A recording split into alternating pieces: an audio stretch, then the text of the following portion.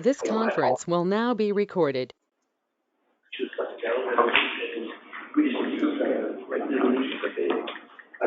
All right, it is the bottom of the hour, so let's go ahead and get started. Thank you all for attending the March Isicsb board meeting. Holly, would you please call roll?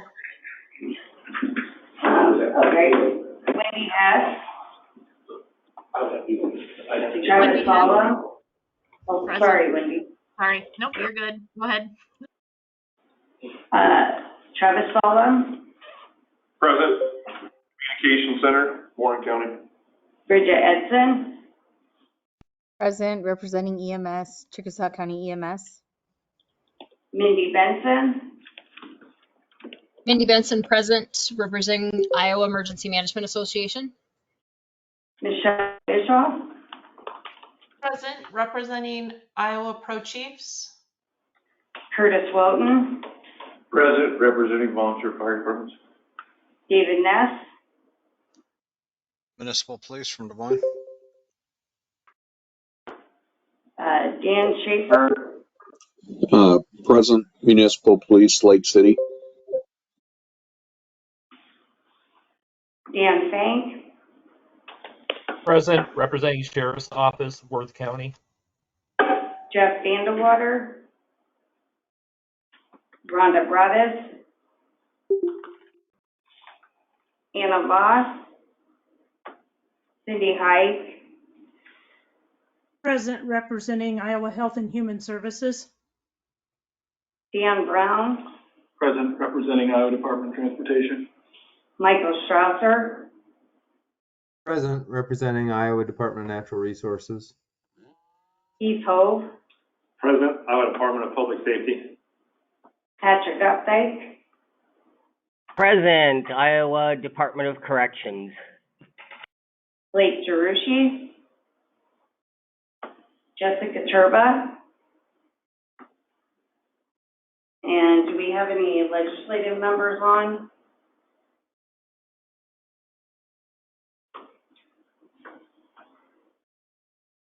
Okay, we do have a quorum.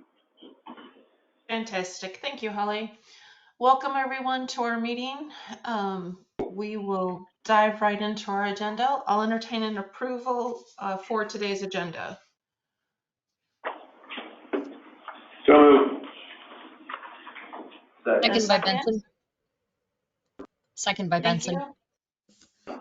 We have a motion and a second. All those in favor of approving today's agendas, please signify by saying aye. Aye. Aye. Aye. Opposed? Motion carries. Approval of the minutes from February 8th meeting. I'll entertain a motion. Ness moves. And a second. Edson. Brown will second. Thank you. All those in favor of approval of the minutes from the February 8th meetings, please signify by saying aye. Aye. Aye. Aye. Opposed, same sign. Motion carries. That brings us to our SWIC report. SWIC Nichols. Hi, good morning, everyone. Thank you, Chair Bischoff. Just a short report this morning. Iowa continues to strive to grow the common personnel through TA requests. Our state continually shows that we have interested individuals and the support of supervisors dedicated to those objectives identified in our state plan and preparedness model. Travis will talk more about that in the training report. I do want to mention some outside opportunities that Iowans have to get their position task book signed off that you possibly want to plan for this fall. The Central States ComEx is in September in Joplin, Missouri, and Pawpaw, Oklahoma is kind of a border event there with those two cities. I have sent a link that I received from ECC Meyer, so if you've seen that in your email, that's what that's about.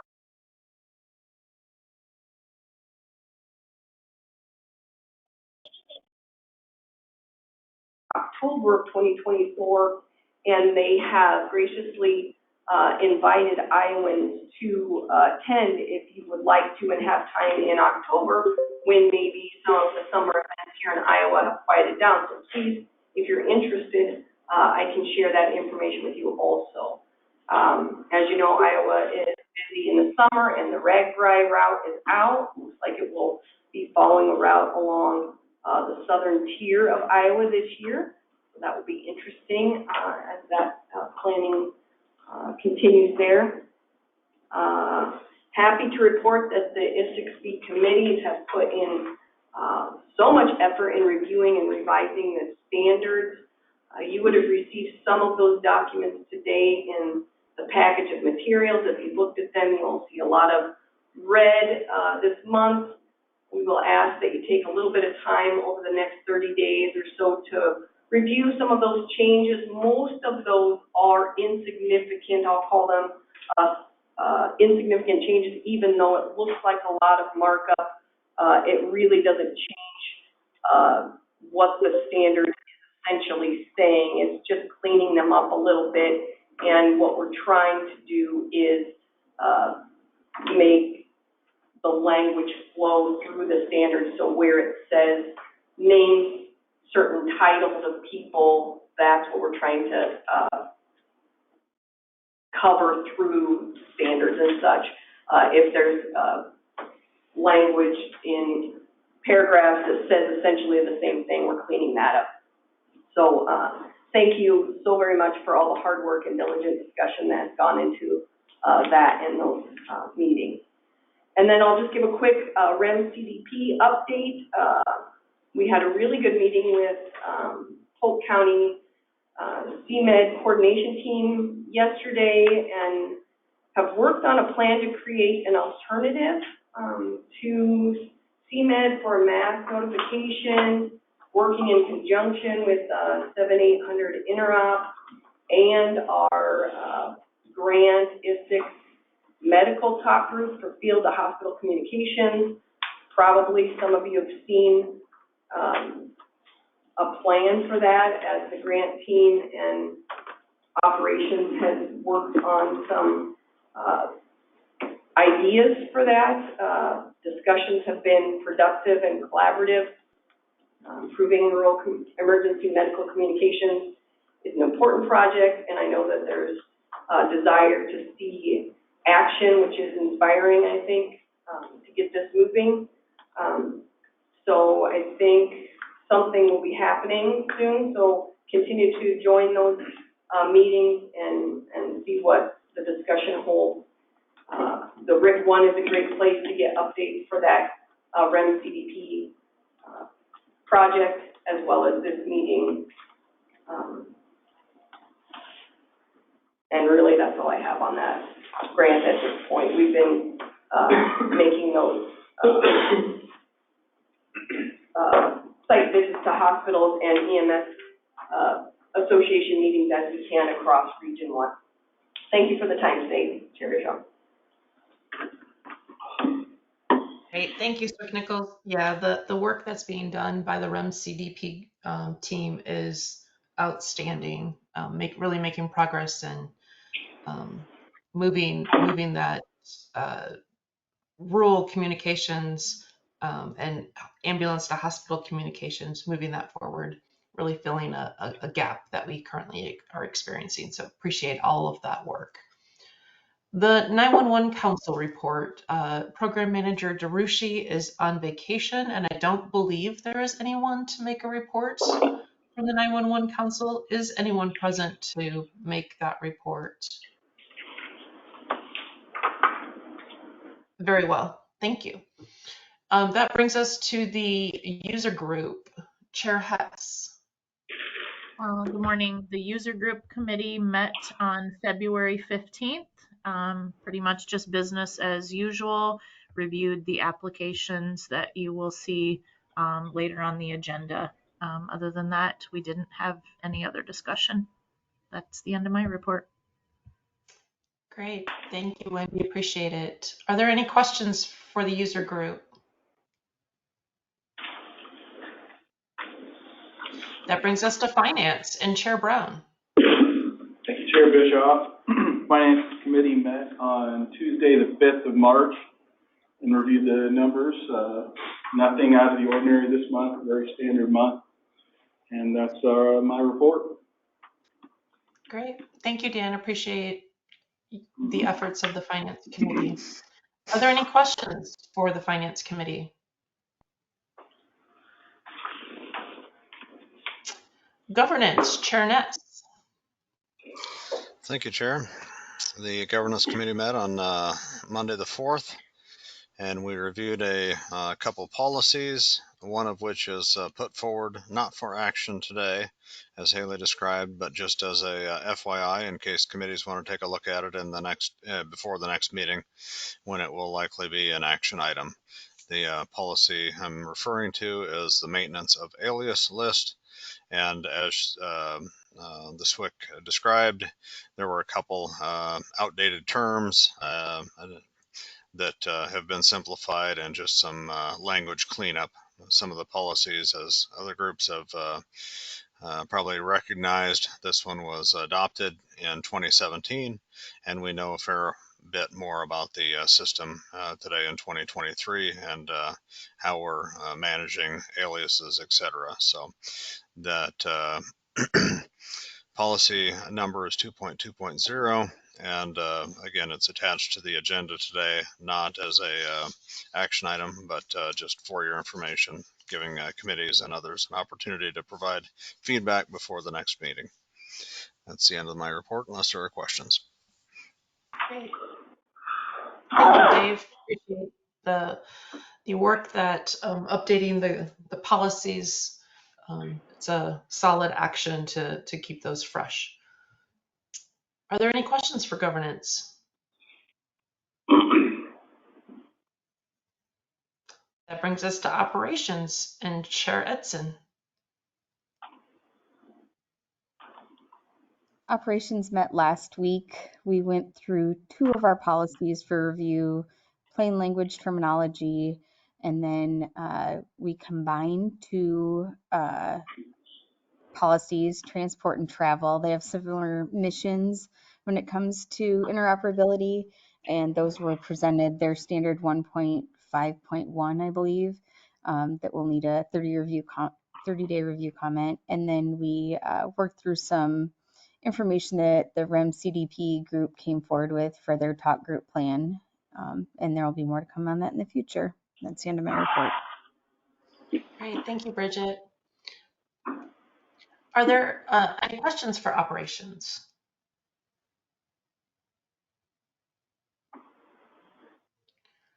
Training and Outreach Committee, Chair Solom. We met on the 22nd, and we made a few changes to the status board training. That's been changed. We had review and discussion of the 2.11 standard, and that's also on the agenda for today.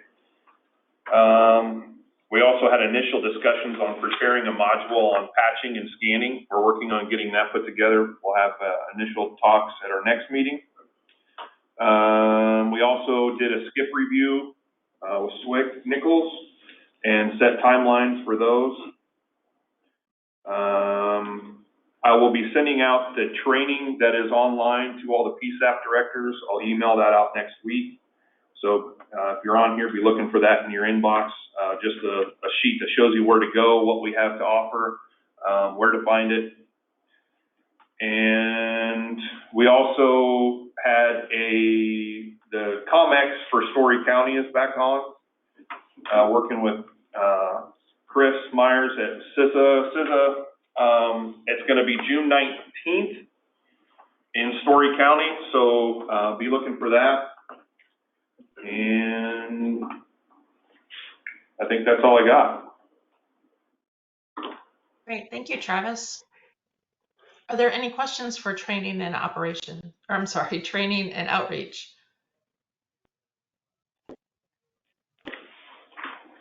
Great, thank you very much.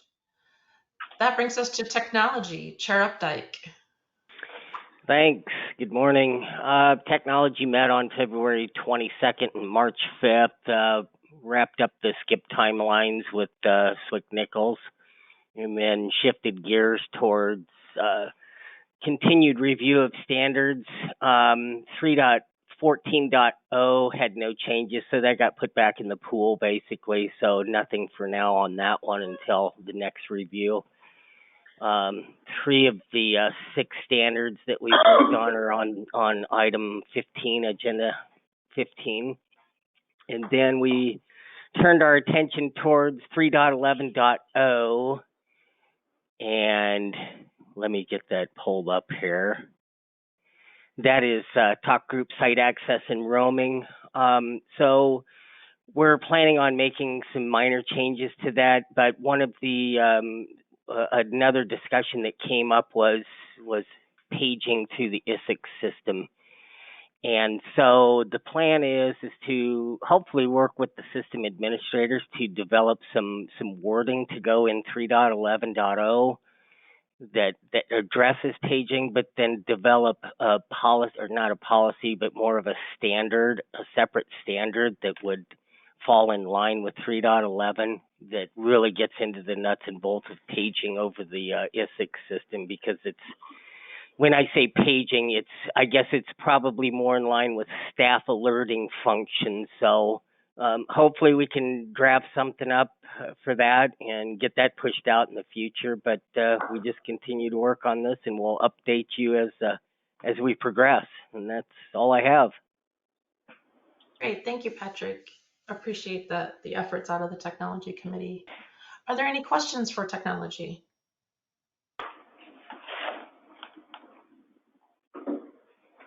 FirstNet Broadband Committee. Thank you, Madam Chair. Chair Benson. The FirstNet Broadband Committee did meet on Tuesday of this week, which would have been the 12th. During that meeting, we did work with Swick Nichols through our objectives and goals for the SCIP. We also had a presentation from Joe Anderson with the AT&T FirstNet Authority on push-to-talk solutions, which was very informational. We did not have any other action items at that time during the meeting, so we will have our FirstNet briefings that will be brought to us by our AT&T partners a little later on in the meeting. Great. Any Thank questions? You, yeah, you're welcome. Yeah. Any questions for Chair Benson and the FirstNet Broadband Subcommittee?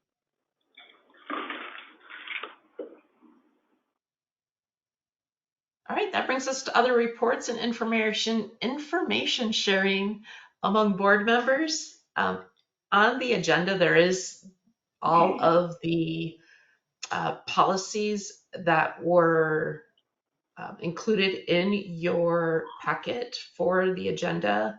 As many of the chairs have mentioned, these are not action items for this meeting. Rather, they will be taken up at next meeting. That just gives you a little bit more time to read them, review them, and ensure that there's the edits that are being suggested are correct and appropriate. Just wanted to give everyone a little bit more time to do that, rather than the few days that we get with the standard schedule of the agenda release. So this is your opportunity to give those a look and provide feedback to the appropriate chair if additional edits are needed. Are there any other items that board members would like to share?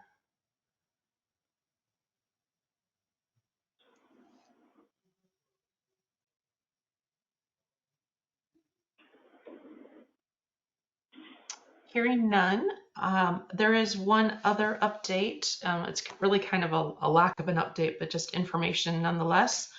There has been no action at the legislature on the House or the Senate file that amends how our board is comprised. They are both still scheduled, have a status of scheduled to be discussed, but that they have not yet been scheduled. So no change there from the last communication that I had on that with the board.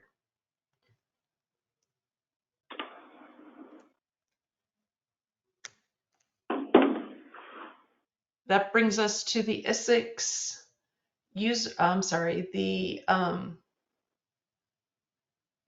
sysadmin reports. Scott, Richardson or Connie Stufflebeam? Yeah, Scott here. Thanks, Chair. I'll start off with a few maintenance notes here. Recently, the Winnebago site was down for a period of time due to a transmit cable issue. We had a tower crew out. That site has since had that cable replaced and is now restored to full operation.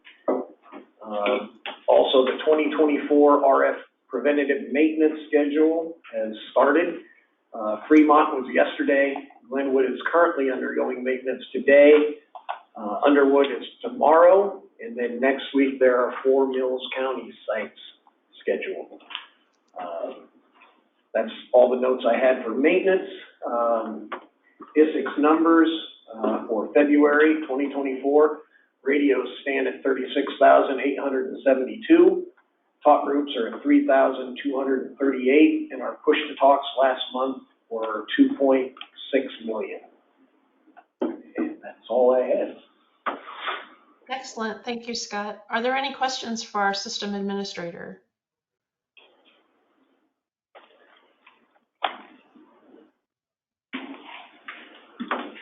That brings us to the FirstNet Authority. Tom Lampy. Can you hear me? Yes, we can. Okay. Good morning, sir. Good morning. There's not much to report other. I've got a few items. There is a 5x5, our second annual 5x5 conference. It's a Public Safety Innovation Summit, and with the Public Safety Center for Research attends as well. That is in Chicago, June 25th through the 27th. And I think I sent the email to Haley for the link if you'd like to attend. It's a well-attended conference. Last year we had breakout sessions and showing all the latest and greatest technology that public safety research is looking into and the authority has, as well as our lab people in there. We will be having also a panel at the the International Association of Chiefs of Police Technology Conference in May. I've selected a few individuals to be on that panel to discuss LMR LTE integration. So that'll be coming up. We'll be offering invitational travel for that to the individuals I selected. I think Tyler's probably has an update on the problem we had a few weeks ago. Thank God it happened in the middle of the night. So any questions for me?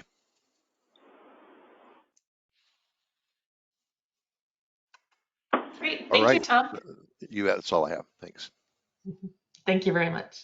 AT&T, Tyler Richard. Yes, can you hear me okay? Yes, we can. Good morning. Okay, perfect.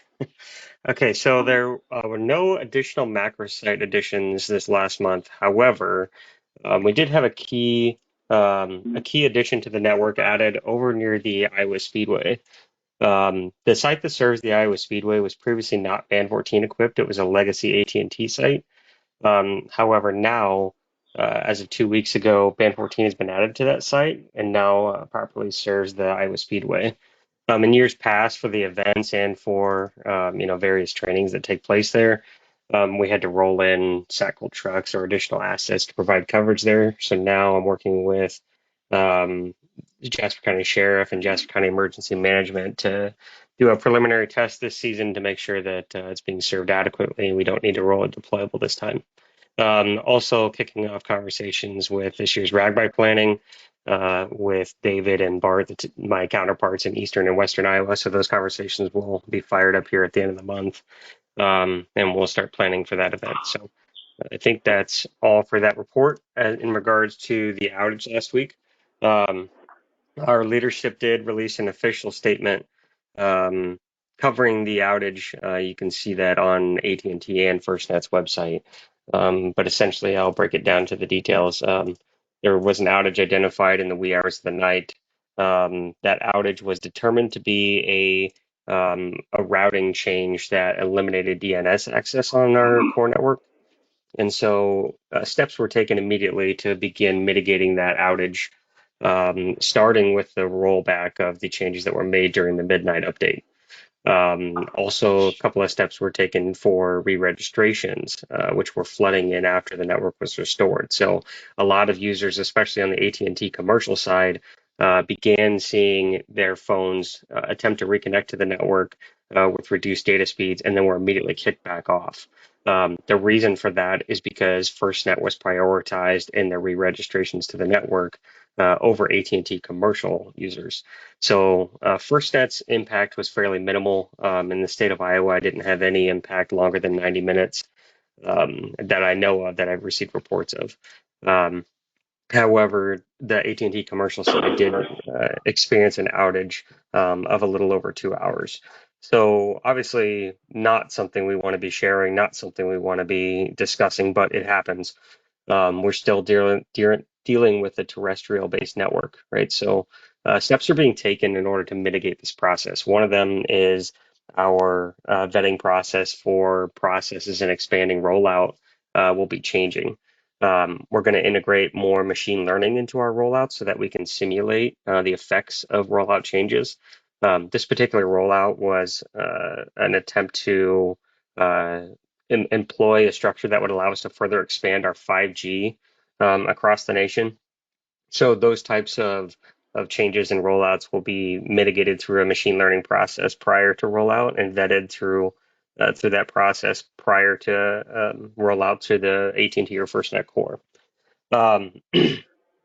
In these types of situations, obviously a FirstNet deployable is not going to resolve our issue, right? This is a FirstNet core and switching outage. But in the event of localized outages, just keep in mind that the FirstNet deployable assets are there and can be called upon and utilized when needed. But it's been roughly 2.5 years since our last outage on the AT&T side. So we try to keep those as few and far between, and obviously our mitigation processes are of paramount. It's what FirstNet really focuses on when these type of events take place. So definitely something we don't like to talk about, but it does happen. So we appreciate everyone's patience during that outage, and I'll take anyone's feedback that they might have. Great, thank you, Tyler. Appreciate the information and the update and the efforts to ensure that the FirstNet system lives up to expectations as being a public safety grade system for first responders. So appreciate those efforts. Are there any questions for Tyler regarding his update and the outage that was experienced?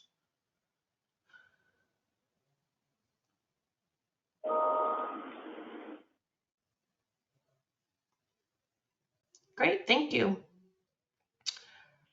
That's next up is CISA update. Chris Myers. Thank you, Chair Bischoff. Can you hear me okay? Yes, I can. Thank you. Super, thank you. So thank you again, board, for the time today. I appreciate it. Before I dive into the first part of the update about the skip, I do want to say that the TA budget right now is pretty tight across the country. We were able to get your COMEX pushed through, and we'll have that scoping call next week. We continue to try to work on a way to support the COML. I can't guarantee when that might come through, but we are trying to pull on every string that is within reach to try to get that going. On to a happier note, your skip update. Your skip is being worked on internally. It's currently going through drafting and internal quality control. Typically, this is a process that takes a few weeks, but it will be read by several people that were at the workshop. It will be read by several people that have the ability to go back to notes, look what was said during webinars and the actual meeting, and make sure that the text reflects what was actually said and what was laid out by the Iowa team. I will say that from the CISA side of the house, everybody was really impressed with the quality of work that was put in by the Isicsb board and the various committees underneath of it. They loved the way you all worked together and had candid discussions. And again, Iowa showed why it is a best practice in many ways when it comes to how interoperability governance can be run. We were missing a little bit of information from that skip workshop just because of schedules and time. We do have a follow-up meeting scheduled with 911 and alerts and warnings within Iowa. That'll be at the end of this month. And once that's done, we'll probably have the rest of the content needed to finish the text and then get it back to you all for review. I would look for that to happen within the next 4 to 6 weeks. And then you'll have a document to look over at first glance, tell us what changes you want to be made, and then we will go ahead and make those changes and get you what will hopefully be the finished product. I will say that when it comes to your goals, many of them were very, very cerebral and robust, and it's likely that they will be included on a template for other states to consider as they update their skips. Typically, states update their skips every 3 years or so, and many of your goals will probably be put forth in front of other states for consideration as well, just because of their quality. So that's a kudos to everybody that participated. On the next slide, I do want to talk about something that came out recently from DHS Science and Technology. This is a research arm within the Department of Homeland Security, and they have a lot of different projects that they undertake. One that they recently finished, and may be of interest to this group here, is one that focuses on self-contained breathing apparatuses and new technology that's being integrated into them. If you've been around the fire scene for a while, you probably know that Bluetooth is now incorporated into SCBAs, but there is a lot more technology that's coming to these devices. This market survey report that S&T put together is designed to help inform and guide any decision-making processes that are out there for agencies looking to incorporate this. And this is a larger part of the System Assessment and Validation for Emergency Responders program, also known as FAVOR. The goal of that program is to help states and locales answer the question, what's actually available and how does it perform? You can find this report on the DHS S&T website. All you have to do is basically search for open circuit self-contained breathing apparatus, and the report should come up. It's a pretty quick read relative to the document size, but it is very, very informative as well. On the next slide, we do have some recent advisories that were released for cybersecurity. As the cloud becomes more and more prevalent in our configurations and setups within government and public safety, understanding how malicious actors may attempt to exploit that cloud technology becomes super important.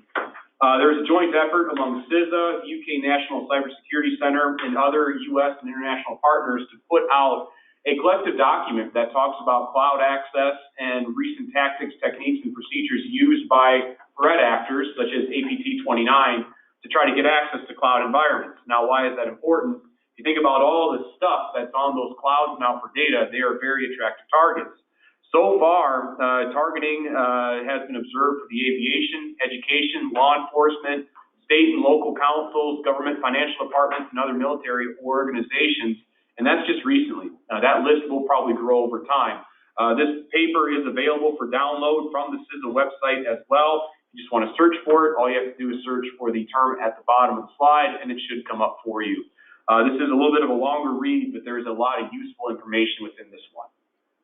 On the next slide, we do have another ransomware topic to talk about. This is for Phobos. This is one that was released by the FBI, CISA, and the MS-ISAC recently.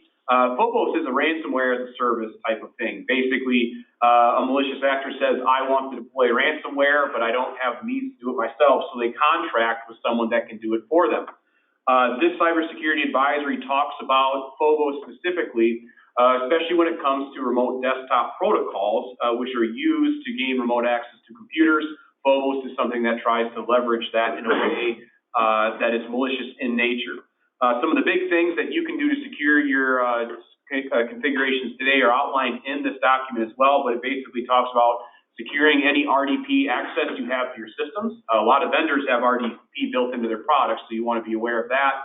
It talks about making sure that you are remediating known vulnerabilities, as in make sure your patches are applied, and make sure you have some sort of endpoint detection and response software and plan built into your operation. That endpoint detection is especially important because that will let you know if someone is trying to gain unauthorized access to your system. The last slide to talk about today is for ALPHV Black Hat. This is another ransomware document, and this is an updated cybersecurity advisory that includes new capabilities and methods exercised by the threat actors. This is important as the healthcare sector has been the most commonly victimized sector in this country as of today. And this CSA does talk about ways to lower your risk.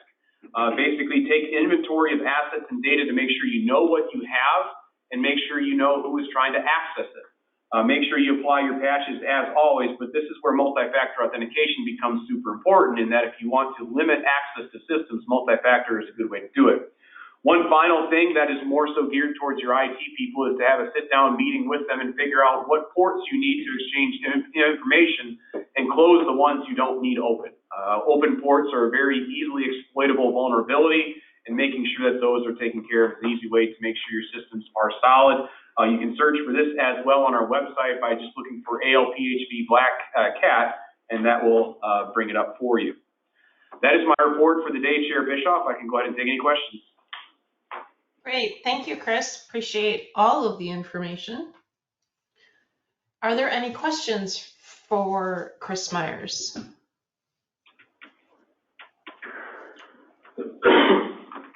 Great, thank you, Chris. We have no old business, so we'll move on to new business. We have 2 new Isicsb users to approve. Chair Hess, would you like to introduce these items, please? Sure. We have 2 applications in front of us today. Lucas County, which is a level 2, and the Woodward Resource Center, which is also a level 2. And I will make a motion to approve these 2 user applications. Excellent, thank you. I'll entertain a second. Benson will second. Thank you. I have a motion and a second. All those in favor of approving Lucas County 911 and Lucas County Board of Supervisors and Woodward Resource Center, both at a level 2, indicate by saying aye. Aye. Aye. Opposed, same sign. Motion carries. Item B under new business is approval of the 30-day comment period on Isicsb Standards 1.51 Transport and Travel Interoperability version 2, combining standards 1.5.1 and 1.5.3. This is being brought forward by Operations. Chair Edson. Yes, I think it's rather self-explanatory in the title there. So we have created a document that's been released and needs to be sent out for a 30-day comment because we felt that there was enough change in the situation given that we are combining the 2 standards, yet they have very similar missions when it comes to interoperability. So I'll entertain a motion to have those sent out. Actually, you can make the motion if you choose. Sure, I'll make that motion. Very well, thank you. I'll entertain a second. Bank will second. Thank you. All those in favor signify by saying aye. Aye. Aye. All those opposed?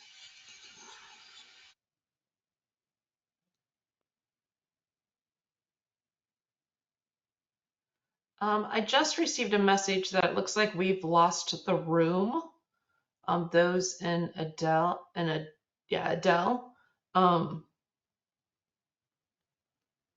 So give me just one moment. I'm communicating with someone who's there.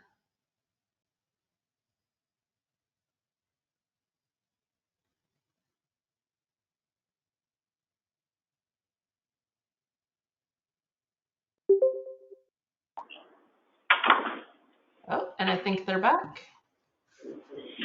Can you hear us in the room? Yes. Okay. Sorry, we just dropped off. Yep, nope, it's all good. So we, I guess probably the best thing to do is that there was a motion made for item B, the approval of the 30-day comment period, and there was no opposition, but since we were separated, I think it's probably best to redo that vote so that everyone can participate. So there's a motion and a second on the approval of the 30-day comment on Isicsb Standard 1.5.1, the transport and travel interoperability. This is combining 2 standards 1.51 and 1.53. This is going out for a 30-day comment period. All those in favor in the room for this, moving this forward for a 30-day comment, please signify by saying aye. Aye. Is anyone opposed? All right, now we're all caught up and together. Michelle, can you tell us who made the motion and who seconded for Holly? Yes, Bridget Edson made the motion, and I'm sorry, I'm not sure who. It was Dan Fank that did It was the Fank. second. Okay, thank you. Yep. Dan Fank seconded.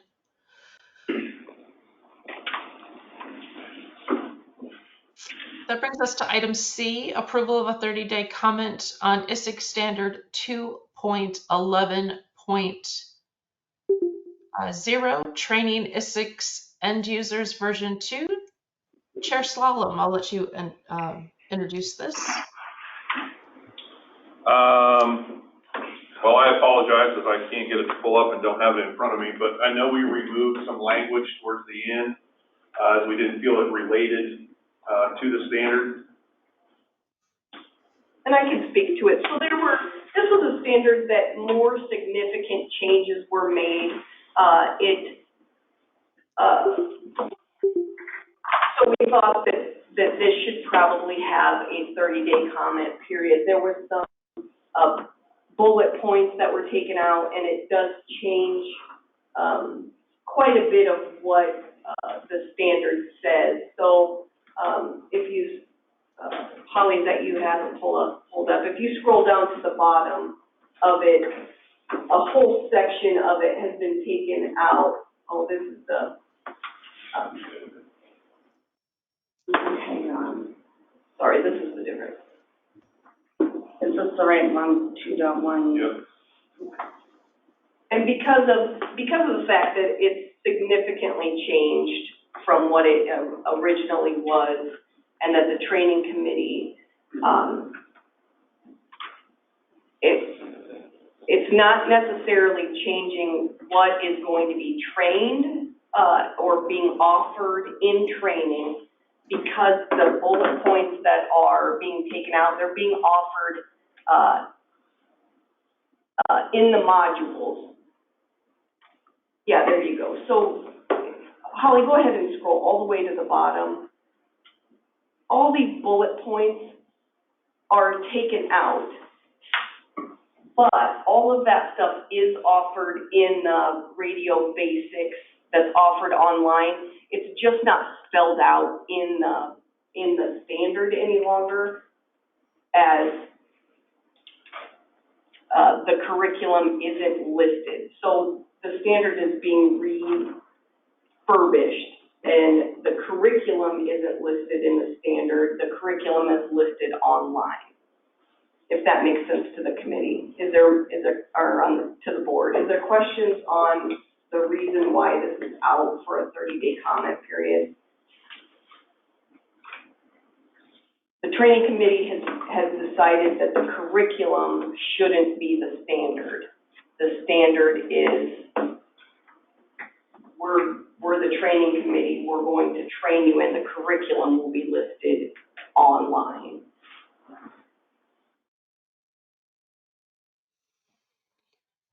Great, thank you for that explanation. Chair Solomon, would you like to make a motion? I move. I'll entertain a second. Second. I have a motion and a second. All those in favor of the 30-day comment period for the training standard 2.11.0, please signify by saying aye. Aye. Aye. Opposed, same sign. Motion carries. Thank you. That brings us to public comment. Are there any members of the public that would like to address the board?